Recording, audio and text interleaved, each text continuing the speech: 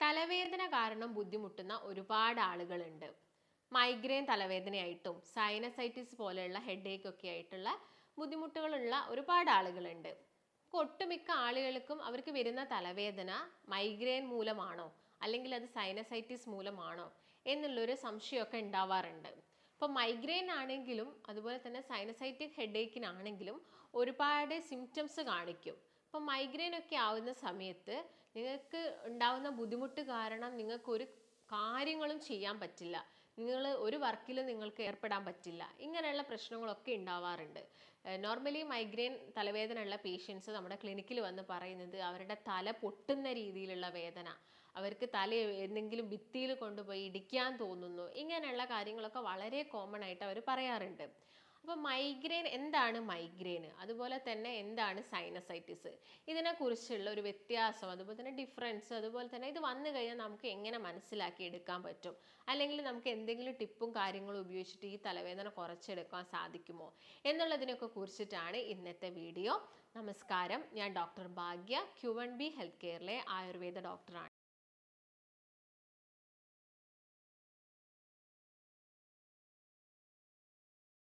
Migraine തലവേദനയെ നമ്മൾ മലയാളത്തിൽ ചെന്നിക്കുത്ത് എന്നൊക്കെയാണ് പറയാറുള്ളത്. നോർമലി നമുക്ക് ഈ ഒരു ബാക്ക് സൈഡിൽ ഒക്കെ ആയിട്ടാണ് ഈ ഒരു തലവേദന വരുന്നത്. ചില ആളുകളിലാണെങ്കിൽ ഒരു വൺ സൈഡ് ആയിട്ട് വരും. അപ്പോൾ ഒരു വൺ സൈഡഡ് ഹെഡേക്ക് ഒക്കെ ആയിട്ടാണ് ഇത് പ്രസൻറ്റ് ചെയ്യാറ്. അപ്പോൾ ഈ ഒരു തലവേദന വരുന്നതിൻ്റെ ഭാഗമായിട്ട് അവർക്ക് ചിലപ്പോൾ എന്തെങ്കിലും സ്ട്രെസ്സോ കാര്യങ്ങളോ ഒക്കെ ഉണ്ടെങ്കിൽ തലവേദന നല്ല രീതിയിൽ തന്നെ കൂടുകയും ചെയ്യും. അപ്പോൾ ഒരു മൈഗ്രെയിൻ തലവേദന വരുന്ന പേഷ്യൻസ് വളരെ കോമൺ ആയിട്ട് പറയുന്ന ഒരു കാര്യമാണ്, തലവേദന വരുന്നതിൻ്റെ മുൻപായിട്ട് തന്നെ അവർക്കൊരു സിഗ്നൽ കിട്ടും, അതായത് തലവേദന വരുന്നുണ്ട് എന്നുള്ളൊരു മെസ്സേജ് അവർക്ക് കിട്ടുമെന്നാണ് പേഷ്യൻസ് പറയുന്നത്. കാരണം ആ ഒരു തലവേദന വരുന്നതിൻ്റെ തൊട്ട് മുൻപായിട്ട് അവർക്കൊരു ഗ്യാസ്ട്രിക് ഇഷ്യൂസ് ഉണ്ടായിരിക്കും, വയറ്റിന് നല്ല ബുദ്ധിമുട്ട് അല്ലെങ്കിൽ നെഞ്ചരിച്ചിലോ, ചിലപ്പോൾ അവർക്ക് തന്നെ നോട്ട് ചെയ്തിട്ടുണ്ടാവും അവരൊരു നേരത്തെ ഭക്ഷണം സ്കിപ്പ് ചെയ്യുകയോ അല്ലെങ്കിൽ കഴിക്കാൻ പറ്റാത്തൊരു ദിവസങ്ങളിലൊക്കെ ആയിരിക്കാം ഈ ഒരു തലവേദന വൈകുന്നേര സമയങ്ങളിലൊക്കെ വരുന്നുണ്ടാവുക.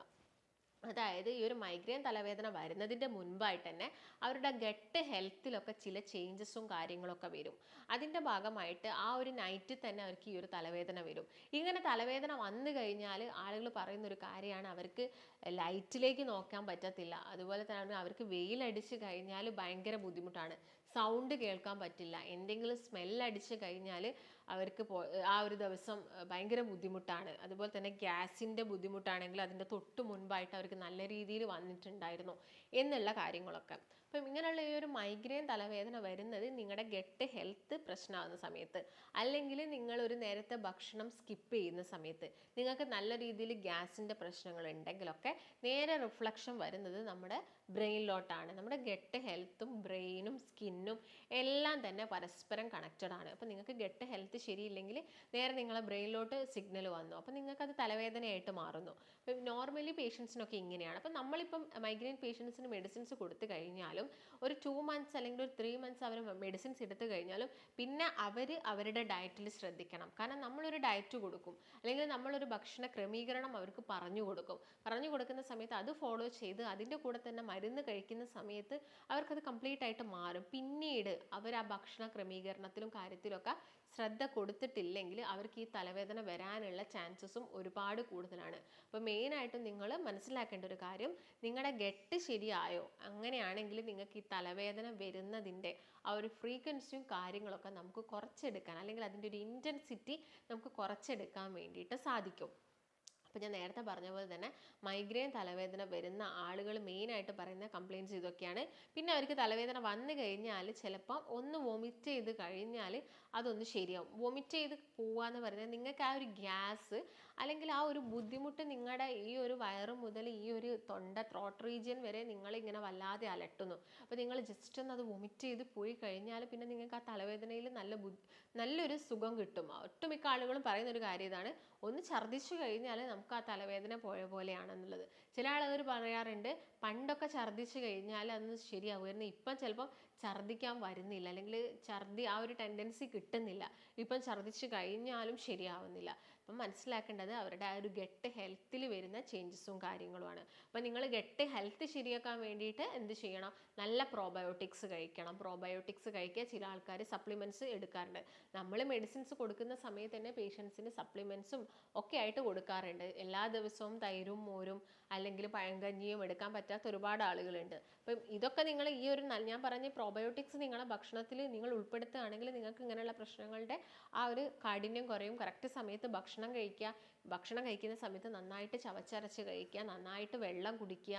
അപ്പം എന്താണെങ്കിലും ഈ ഒരു പ്രോബയോട്ടിക് നമ്മുടെ ബോഡിയിൽ ആക്ട് ചെയ്യണമെങ്കിൽ അതിനെന്താണെങ്കിലും ഒരു പ്രീബയോട്ടിക് ആവശ്യം, അല്ലെങ്കിൽ ഒരു പ്രീ ഫൈബർ അത്യാവശ്യമായിട്ടുണ്ട്. അപ്പം ഒരുപാട് പ്രീ ഫൈബർ ഉള്ള ഭക്ഷണങ്ങളാണ് ഈ വാഴയുടെ തട്ട, അതുപോലെ തന്നെ പിണ്ടി, പിന്നെ നന്നായിട്ട് ഫൈബർ അടങ്ങിയിട്ടുള്ള ഭക്ഷണങ്ങൾ നിങ്ങൾ ഡയറ്റിൽ ഇൻക്ലൂഡ് ചെയ്യുക. ഈ ക്രൂസിഫറസ് ഫാമിലീസിലൊക്കെ പെടുന്ന വെജിറ്റബിൾസ് നന്നായിട്ട് ക്യാബേജ്, കോളിഫ്ലവർ, ബ്രൊക്കോളി ഒക്കെ നിങ്ങൾ കഴിക്കുക. മധുരക്കിഴങ്ങ് നല്ലൊരു ബെസ്റ്റ് ഫുഡാണ്, ഫൈബർ റിച്ച് ആണ്, ആൻറ്റി ഓക്സിഡൻസ് ഉണ്ട്. അതുപോലെ തന്നെ നമ്മുടെ ശരീരത്തിന് വേണ്ട എല്ലാത്തരം വൈറ്റമിൻസും ഈ ഒരു നമ്മുടെ മധുരക്കിഴങ്ങിൽ വിറ്റാമിൻ B12, നിയാസിൻ, എല്ലാ തരത്തിലുള്ള വൈറ്റമിൻസും കിട്ടുന്ന ഒരു നല്ലൊരു ബെസ്റ്റ് ഫുഡാണ് ഈ മധുരക്കിഴങ്ങ് എന്ന് പറയുന്നത്. അപ്പോൾ ഇതൊക്കെ നിങ്ങൾ നിങ്ങളുടെ ഭക്ഷണത്തിൽ ഇൻക്ലൂഡ് ചെയ്യുക. ഇത് കഴിക്കുന്ന സമയത്ത് നന്നായിട്ട് ചൂടോട് കൂടിയിട്ട് കഴിക്കാൻ വേണ്ടിയിട്ട് നോക്കുക. ചില ആളുകൾക്ക് മണ്ണിനടിയിൽ നിന്ന് എടുക്കുന്ന ഫുഡ് കഴിച്ച് കഴിഞ്ഞാൽ അവർക്ക് ഗ്യാസിൻ്റെ പ്രശ്നങ്ങളൊക്കെ കൂടാറുണ്ട്. അപ്പോൾ അത് നിങ്ങൾ എന്ത് ചെയ്യുക? വേവിച്ച് കഴിഞ്ഞിട്ട് ചൂടോട് കൂടി നിങ്ങൾ കഴിക്കുന്നുണ്ടെങ്കിൽ നിങ്ങൾക്ക് വലിയ പ്രശ്നങ്ങളൊന്നും ഉണ്ടാക്കില്ല. അപ്പം ഈ പറഞ്ഞൊരു രീതിയിൽ നിങ്ങൾ ഭക്ഷണത്തിലൊക്കെ ശ്രദ്ധിക്കുക. എന്നിട്ട് നിങ്ങൾക്ക് മാറുന്നില്ലെങ്കിൽ ചിലപ്പോൾ നമ്മൾ മെഡിക്കേഷൻസും കാര്യങ്ങളും കഴിച്ച് കഴിഞ്ഞതിന് ശേഷം നിങ്ങളൊരു സ്റ്റേബിൾ ആയിട്ടുള്ള ഒരു ഡയറ്റ് ഫോളോ ചെയ്യുകയാണെങ്കിൽ നിങ്ങൾക്ക് ഈ ഒരു പ്രശ്നങ്ങൾ കുറച്ചെടുക്കാൻ വേണ്ടിയിട്ട് സാധിക്കും. അപ്പം നിങ്ങളുടെ ഗട്ട് ഹെൽത്ത് ശരിയാവണമെങ്കിൽ നമ്മുടെ ഗട്ട് ഹെൽത്തിൽ ഒരുപാട് മൈക്രോബയോംസ് വരണം. അപ്പം ഇങ്ങനെ മൈക്രോബയോംസ് വരണമെങ്കിൽ നമ്മൾ നല്ല പ്രോബയോട്ടിക്സ് ആണ് എടുക്കേണ്ടത്. ഇപ്പം അധികം പുളിയില്ലാത്ത തൈര്, മോര്, അതുപോലെ തന്നെ തലേ ദിവസം രാത്രി വെള്ളത്തിലിട്ട് വെച്ച ചോറ് രാവിലെ ആകുമ്പോഴത്തേക്ക് അത് നല്ലൊരു പ്രോബയോട്ടിക് ആണ്. അതുപോലെ തന്നെ നമ്മൾ പുളിപ്പിച്ച് കഴിക്കുന്നതെല്ലാം തന്നെ പ്രോബയോട്ടിക്സിൽ വരുന്നതാണ്. അപ്പം ഈസ്റ്റ് എന്ന് പറയുന്നത് അധികം നമ്മുടെ ശരീരത്തിന് നല്ലതല്ല, എങ്കിലും എപ്പോഴെങ്കിലുമൊക്കെ അത് നമ്മൾ പുളിപ്പിച്ച് കഴിക്കുന്നതോ അല്ലെങ്കിൽ നിങ്ങൾ തേങ്ങയുടെ വെള്ളം എടുത്തിട്ട് അത് നിങ്ങളിപ്പോൾ മാവിലൊക്കെ ഒഴിച്ച് പുളിപ്പിച്ച് എടുക്കുന്ന ആളുകളുണ്ട് വെള്ളപ്പൊക്കെ ഉണ്ടാക്കുന്ന സമയത്ത്. അപ്പോൾ ഇങ്ങനെയുള്ള ഭക്ഷണങ്ങളൊക്കെ കഴിക്കുക. അതുപോലെ തന്നെ അച്ചാറും ഒരു പ്രോബയോട്ടിക് ആണ്. പക്ഷെ എല്ലാ ദിവസവും അച്ചാർ കഴിച്ചു കഴിഞ്ഞാൽ ചിലപ്പോൾ നമുക്ക് അൾസർ പോലെയുള്ള അസുഖങ്ങളൊക്കെ വരാനുള്ള ചാൻസസ് ഉണ്ട്. അപ്പം അതൊന്നും നിങ്ങൾ മാക്സിമം കഴിക്കേണ്ട ആവശ്യമില്ല. ഞാൻ നേരത്തെ പറഞ്ഞ പോലെയുള്ള പ്രോബയോട്ടിക്സ് കഴിക്കുക. അതിന് അത്യാവശ്യമായിട്ടുള്ള പ്രീ ഫൈബേഴ്സ് നിങ്ങളുടെ ഭക്ഷണത്തിൽ ഇൻക്ലൂഡ് ചെയ്താൽ മാത്രമേ പ്രോബയോട്ടിക്സിൻ്റെ ആക്ഷൻ നമ്മുടെ ബോഡിയിൽ ഉണ്ടാവുള്ളൂ. അപ്പോൾ എല്ലാ ദിവസവും നിങ്ങൾ ഒരു കപ്പ് തൈരോ അല്ലെങ്കിൽ ഒരു ഗ്ലാസ് മോര് നിങ്ങൾ കുടിക്കാൻ വേണ്ടിയിട്ട് നോക്കുക. പിന്നെ എല്ലാ ദിവസവും നന്നായിട്ട് വെള്ളം കുടിക്കുക. നിങ്ങൾക്ക് വിശപ്പുണ്ട് അല്ലെങ്കിൽ നിങ്ങളിപ്പോൾ ഫുഡ് സ്കിപ്പ് ചെയ്യേണ്ട ഒരു സിറ്റുവേഷൻ നിങ്ങൾക്ക് വരികയോ അങ്ങനെയൊക്കെ വരികയാണെങ്കിൽ നിങ്ങൾ നന്നായിട്ട് വെള്ളം കുടിക്കുക. വെള്ളം കുടിക്കുന്ന സമയത്ത് തന്നെ നമുക്ക് ആ ഒരു ഗ്യാസിൻ്റെ പ്രശ്നങ്ങൾ കുറച്ചെടുക്കാൻ വേണ്ടിയിട്ട് സാധിക്കും. അതുപോലെ തന്നെ ഭക്ഷണം കഴിക്കുമ്പോൾ നന്നായിട്ട് ചവച്ചരച്ച് കഴിക്കുക. ചവച്ചരച്ച് കഴിക്കുന്ന സമയത്ത് ഈ ഉമിനീരുമായിട്ട് ഇത് ജോയിൻ ചെയ്തിട്ട് നമ്മുടെ ആമാശയത്തിലെത്തുമ്പോഴേക്കും നല്ലൊരു രീതിയിലുള്ള ഡൈജഷനും കാര്യങ്ങളൊക്കെ സ്റ്റാർട്ടാവും. അതിൻ്റെ ഭാഗമായിട്ട് നമുക്ക് ഈ ഒരു ഗ്യാസ്ട്രിക് പ്രശ്നങ്ങളൊക്കെ കുറച്ചെടുക്കാൻ വേണ്ടിയിട്ട് സാധിക്കും. അപ്പം മെയിനായിട്ടും മൈഗ്രെയിൻ ഇപ്പം വരുന്ന പേഷ്യൻസിനാണെങ്കിൽ നമുക്കിപ്പം പ്രോബയോട്ടിക്സ് കൊടുക്കാം. അതുപോലെ തന്നെ ഡൈജഷൻ പ്രോപ്പർ ആവാനുള്ള എൻസൈംസും കാര്യങ്ങളൊക്കെ നമുക്ക് കൊടുക്കാവുന്നതാണ്. ഇതൊക്കെ കഴിക്കുന്ന സമയത്ത് തന്നെ അല്ലെങ്കിൽ 1 മന്ത് നിങ്ങൾ ഡയറ്റ് എടുക്കുക, അല്ലെങ്കിൽ നല്ല പ്രോബയോട്ടിക്സ് ഒക്കെ നിങ്ങൾ കഴിക്കുന്ന സമയത്ത് തന്നെ നിങ്ങൾക്ക് ഈ ഒരു മൈഗ്രെയിൻ തലവേദന കംപ്ലീറ്റ് ആയിട്ട് ക്യൂർ ആവുന്നത് കാണാൻ വേണ്ടിയിട്ട് സാധിക്കും. അപ്പം നമ്മുടെ ക്ലിനിക്കിലാണെങ്കിലും ഒരുപാട് പേഷ്യൻസ് വന്ന സമയത്ത് നമ്മൾ ഈ പറയുന്ന രീതിയിലുള്ള ഒരു റൂട്ടീൻസ് അവരെ ഫോളോ ചെയ്യിപ്പിച്ചു. അപ്പം ഒരുപാട് പേർക്ക് നല്ല രീതിയിലുള്ള മാറ്റങ്ങൾ വന്നിട്ടുണ്ട്. കാരണം അവർക്ക് മൈഗ്രെയിൻ തലവേദന ഒരാൾക്കും തന്നെ സഹിക്കാൻ ഭയങ്കര ബുദ്ധിമുട്ടായിരിക്കും. കാരണം നമ്മുടെ തല പൊട്ടുന്ന പോലെയുള്ള രീതിയിലാണ് അവർക്ക് ഇത് കോമൺ ആയിട്ട് വരുന്നത്. ഇങ്ങനെ വരുന്ന സമയത്ത് ചിലപ്പോൾ അവർ ഒരു ഇരുട്ട് മുറിയിൽ ഒറ്റയ്ക്ക് പോയിട്ട് കിടക്കും. കാരണം അവർക്ക് സൗണ്ട് കേൾക്കാൻ പറ്റില്ല, ലൈറ്റ് അടിക്കുന്നത് പറ്റില്ല. അതിൻ്റെ ഭാഗമായിട്ട് ജോലിയിൽ ഒരുപാട് പ്രശ്നങ്ങൾ വരുന്ന ആളുകളുണ്ട്. ചില ആളുകൾക്ക് ജോലി തന്നെ ഒഴിവാക്കിയിട്ട് വരേണ്ട അവസ്ഥ വന്നു എന്നൊക്കെ പറയുന്ന ഒരുപാട് ആളുകളുണ്ട്. അപ്പം മൈഗ്രെയിൻ തലവേദന എന്ന് പറയുന്നത് നിങ്ങൾ മാസത്തിൽ ഒരിക്കലൊക്കെ വരുന്ന ആളുകളാണെങ്കിൽ ചിലപ്പോൾ ഒരു പെയിൻ കില്ലർ അങ്ങ് എടുക്കും. പണ്ടൊക്കെ പെയിൻ കില്ലർ എടുക്കുന്ന സമയത്ത് അതങ്ങ് മാറും. അപ്പം നിങ്ങളിങ്ങനെ എല്ലാ മാസവും നിങ്ങൾ ഓരോ പെയിൻ കില്ലർ എടുക്കുകയാണെങ്കിലും അത് നമ്മുടെ ശരീരത്തിന് അതിൻ്റെതായ രീതിയിലുള്ള പ്രശ്നങ്ങൾ ഉണ്ടാക്കുന്നുണ്ട്. അപ്പോൾ മെയിനായിട്ട് നിങ്ങൾ ശ്രദ്ധിക്കുക, എന്ത് കാരണം കൊണ്ടാണ് നിങ്ങൾക്ക് മൈഗ്രെയിൻ വന്നത്. നിങ്ങൾ എന്തെങ്കിലും ഒരു പ്രശ്നം നമ്മളായിട്ട് ഉണ്ടാക്കുന്നത് കൊണ്ട് തന്നെയാണ് മൈഗ്രെയിൻ വരുന്നത്. ചിലപ്പോൾ ഇതിൻ്റെ ഭാഗമായിട്ട് MRI ഒക്കെ എടുത്ത ഒരുപാട് ആളുകളുണ്ടാകും. അതിലെല്ലാം തന്നെ വളരെ നോർമൽ ആയിട്ടുള്ള കാര്യങ്ങളായിരിക്കും ഉണ്ടാവുന്നതും. അപ്പം എന്താണെങ്കിലും നിങ്ങൾ കാരണം മനസ്സിലാക്കി ട്രീറ്റ് ചെയ്യുകയാണെങ്കിൽ നമുക്ക് മൈഗ്രെയിൻ വളരെ ഈസി ആയിട്ട് തന്നെ ട്രീറ്റ് ചെയ്യാൻ വേണ്ടിയിട്ട് സാധിക്കും. അതുപോലെ തന്നെ വരുന്ന മറ്റൊരു വിഭാഗം അസുഖമാണ് സൈനസൈറ്റിക് ഹെഡേക്ക് എന്ന് പറയുന്നത്. അപ്പോൾ സൈനസ് നമുക്ക് എല്ലാവർക്കും അറിയാം, നമ്മുടെ ഈ മുഖത്തും അതുപോലെ തന്നെ ചീക്സിൻ്റെ ഈ ഭാഗങ്ങളിലും നെറ്റിൻ്റെ ഈ ഫോർഹെഡിലെ ഈ ഒരു ഏരിയ ടെമ്പറൽ റീജിയനിലൊക്കെ ആയിട്ട് വരുന്ന വായു അറകളുണ്ട്. ഈ വായു അറകളിൽ കഫം കിടക്കുന്ന സമയത്ത് നമുക്കുണ്ടാവുന്ന ബുദ്ധിമുട്ടിനെയാണ് സൈനസൈറ്റിക് ഹെഡേക്ക് എന്ന് പറയുന്നത്. അത് നമുക്ക് ഭയങ്കര ബുദ്ധിമുട്ടാണ് ഉണ്ടാക്കുന്നത്. അത് ചിലപ്പോൾ നിങ്ങളൊന്ന് തല മര്യാദയ്ക്ക് തോർത്താഞ്ഞിട്ട് നിങ്ങൾക്ക് ആ ഒരു പ്രശ്നങ്ങൾ വരാം. തലയിൽ ഒരുപാട് എണ്ണ തേച്ച് കുളിക്കും, എന്നിട്ട് അതൊന്നും കഴുകി പോക്കാതെ നിങ്ങൾ വെയിൽ കൊള്ളോ അങ്ങനെയൊക്കെ ചെയ്യുന്ന സമയത്ത് നിങ്ങൾക്ക് ഈ ഒരു തലവേദന വരാം.